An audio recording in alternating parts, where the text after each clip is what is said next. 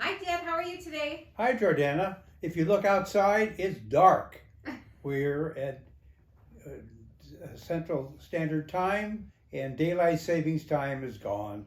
Everything is dark at night, but it's all bright in the morning. That's right. We fell back today this morning. We got that extra hour of sleep.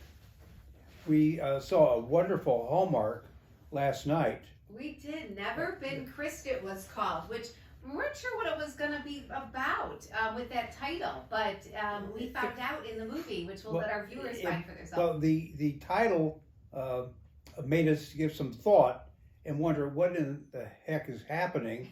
But after we saw the movie, we got a feeling why that title was somewhat nebulous. Yes, they explained what being Christ meant, and so we'll definitely let our viewers find that out when we definitely recommend to watch this movie, because I really enjoyed it, didn't you? It was very interesting. It was unusual.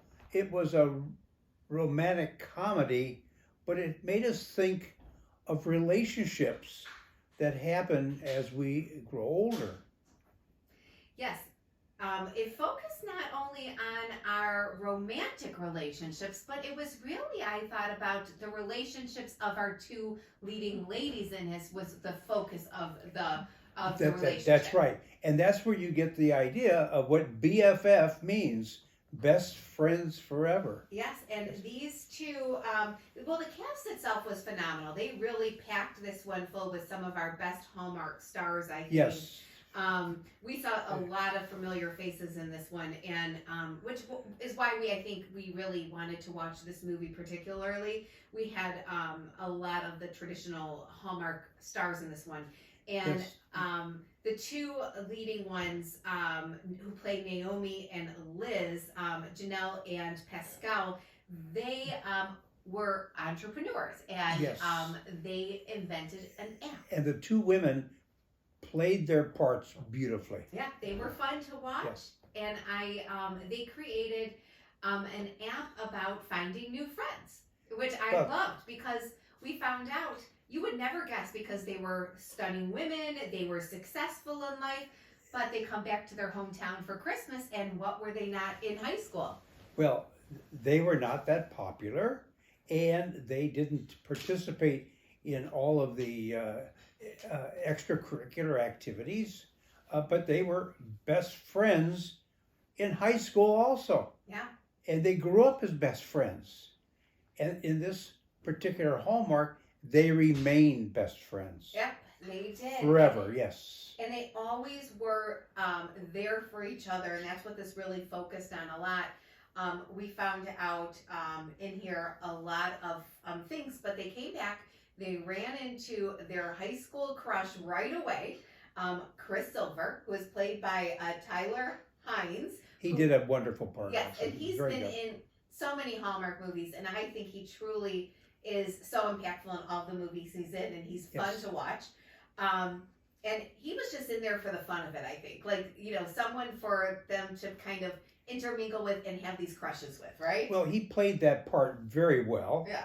And what we found out was that these were not young high school graduates.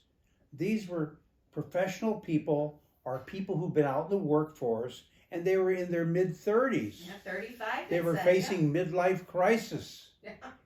And yet, despite all the romantic activity that went on, the two women remained best friends, even though there was controversy. Yeah, and we saw it even with, which I thought was so much fun, they brought in the controversy within both the families. Yes. Because they came home, and you had one mom who wanted to move to the San Francisco area, wherever, with the other one, because she didn't want to be away from her daughter, and then the other one, and they were having their holiday celebrations, and one was always conflicts between grown daughters and their moms and dads. And so Hallmark brought all of this to bear for us to enjoy, and we all have experienced these particular aspects of life that Hallmark allows us to enjoy. Yeah. And I really loved, we found out in here that this friendship really stayed together, which is what we were watching, because there were moments that they each kind of gave something to this relationship. One was they were each other's glue. So when we knew, and you'll find out in this movie, we're not giving anything away, you find out right away that Naomi's character, she loses her father her senior year of high school, and Liz is there right through it. And we find out that these are very impactful times that then come through it in their life. Yeah. Yes. And what was interesting also was the fact that these young girls who matured into young ladies in their mid-30s still had their best friend forever sensation. But we see this all the time in life. Women have their card clubs, and women have their tennis leagues, and women are usually the leaders of the PTO, and the women run carpool, and they develop their friendships and they hold on to their friendships. Yeah. And when the men and women go out socially, they usually go out with their wives' girlfriends and their wives' girlfriends' husband. And so this relationship that women have with each other is a very lasting relationship. It is very warm, very close. And this is what we saw in Hallmark.